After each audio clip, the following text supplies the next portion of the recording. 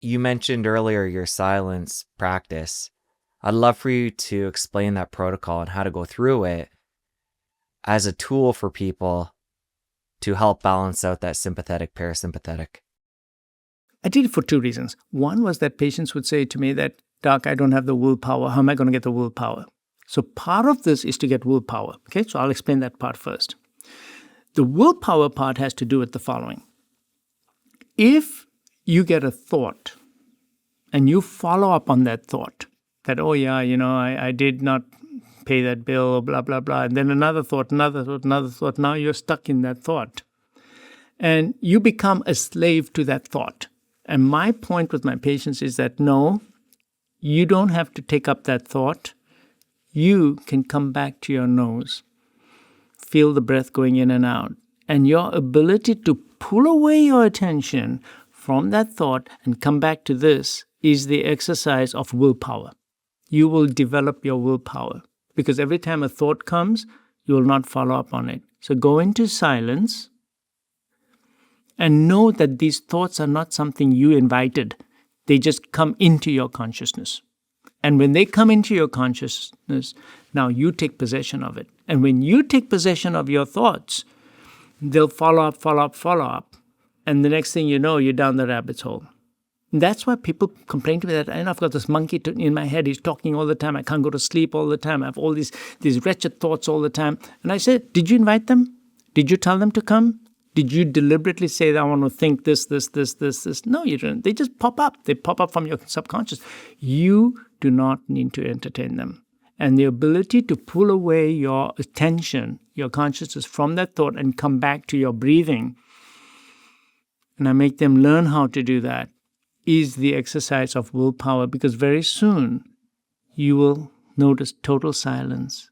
When a thought will come, but you're not going to even act on it, and the thought will just fade away. And then you'll be in total silence. Because the silence is not physical, the silence is mental. Now when you have no thought, now comes this part two. When you have no thoughts whatsoever, you can't be in the past, because that's a thought. You can't be in the future, because that's another thought. So where are you? You're in the current moment. You're in this moment now, in total silence. So what has that got to do with all this? That means that the very source of your stress is going to be gone, because stress comes as a result of past rumination, regrets, or anxiety and stress about the future. But when you don't have a thought, when you don't have an emotion, when you are nothing but a blank slate, what's going to happen to your chemicals in your body? They're not going to react. You see, emotions, thoughts are not in here. Your whole body is thinking it. Every emotion, every thought creates physiology in your body, changes your chemicals in your body. Having angry thought, your platelets are going to get jittery. All of a sudden, they're going to degranulate. Your norepinephrine levels are going to go up. Your nitric oxide level goes down. You get vasoconstriction. Your blood pressure is going to go up. Your heart rate has gone up. Your vagus nerve has gone down. All these things. So thought. So wait a second. Who's thinking? Here? Or is your whole body thinking? See, this is important. There's no separation. You feel everything in your whole body. So I'm trying to teach my patients that your thoughts are very important. Don't think that, it's just in my head only and it stays here, over here. No. Every thought affects everything in your whole body, your entire physiology. So going into the silence that I'm trying to teach people to do teaches them how to be in the present moment. And when they're in the present moment, not in the past, not in the future, then now you got to deal with something. The doorbell rang. Now you just deal with that, and you are there. I use this phrase, you are there with your full bandwidth. You're not thinking of the past. You're not thinking about the future. Whatever activity that you're dealing with, you do it with your full attention. And how were you able to do that? Because you did the silence. Because you did that exercise. You learned how to get into the silent mode. not in the past, not in the future. You were able to turn off that monkey in your head, stop thinking about the past and the reminiscence of, because all those things generate bad chemistry in your body. Ultimately, what does that do? Changes your redox potential. Ultimately, changes your sympathetic parasympathetic system. Ultimately, when you're in this mode, it's anti-inflammatory, because that's all I'm interested in. I'm interested in inflammation, because inflammation is the driver of disease and premature aging. So this is another tool, the silence is. So I teach my patients how to do that. And this is, people say, well, what's a cardiologist talking about silence? It has everything to do with it, because it changes your physiology. It changes your whole thinking pattern, changes your thought patterns, your thoughts, it changes them. And there's so many studies to show that we have an influence on our health by our social factors in our life as well. And that's all to do with thoughts. So if your thoughts change, your physiology will change. If your physiology changes, you will accrue all the benefits. So I did teach that, and I think it's very valuable, extremely valuable. And then, so the willpower improves. It's anti-inflammatory.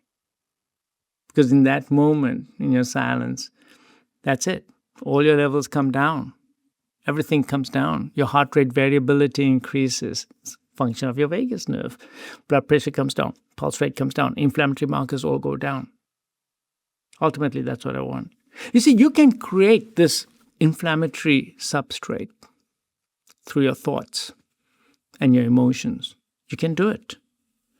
So it's not just the food that you're putting in your mouth.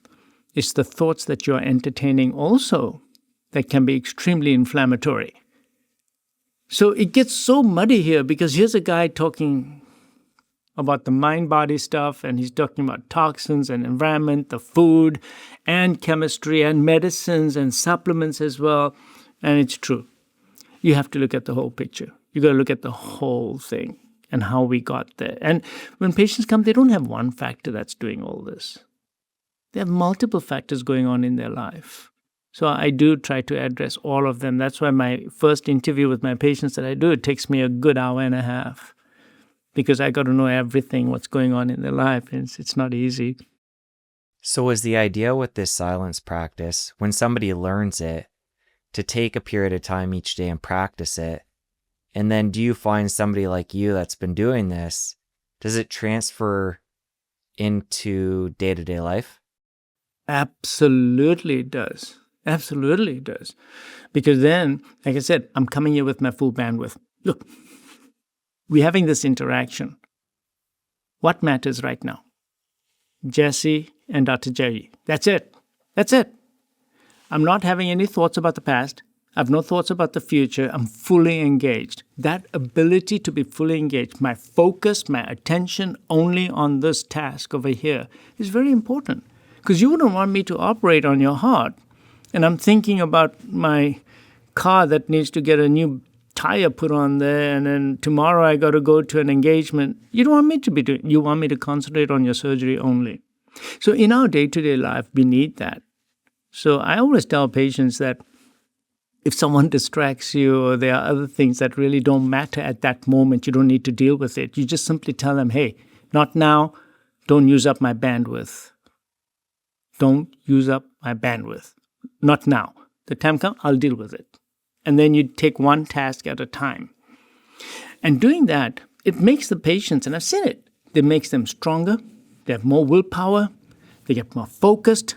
They're going to do it. Whether it's the fasting, whether it's the supplements, whether it's the exercise program that I put them on, whatever it is, or dealing with their dysfunctional relationships, their sleep patterns, their habits, losing their habits, still going through their phones at 10 o'clock at night.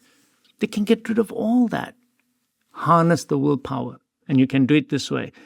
Harnessing willpower through silence.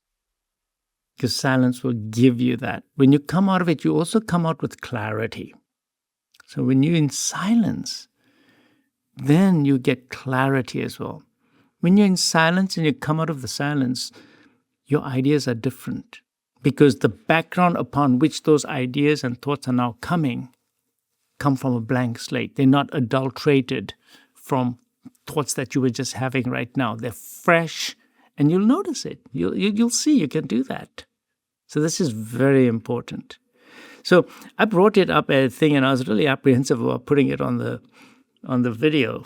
But I found that already I've had thousands of people saying that they've had so much benefit from doing it. We got to teach kids this too. Absolutely. And I think it starts with the kids. It really does these days. It starts with the kids. We got to teach them. That's why I give them silent moments to be on their own and do creative activities on their own instead of constantly stimulating them in company and conversation all the time. I think it's really important. And of course, the eating habits have to start at a very, very young age, and very important. Since you made it to the end of this clip, I know you're going to love the full episode. Click here to watch. I'll see you over there. Visceral fat is pathological always. It should never happen, but we have an epidemic of it going on right now. Estimates are anywhere between 40 and 50% of the population.